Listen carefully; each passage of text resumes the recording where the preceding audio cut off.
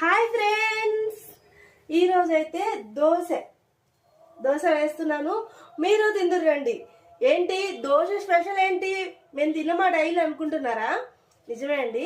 కానీ నాకు ఒక ఫ్లాష్ బ్యాక్ అంటే ఫ్యూచర్ గుర్తుకొచ్చిందనమాట. ఆ మర దగ్గరికి వెళ్ళి పట్టించుకొచ్చేదాన్ని అంటే పొడి పొడిగా బీప్ పిండి లాగా అవుతుంది.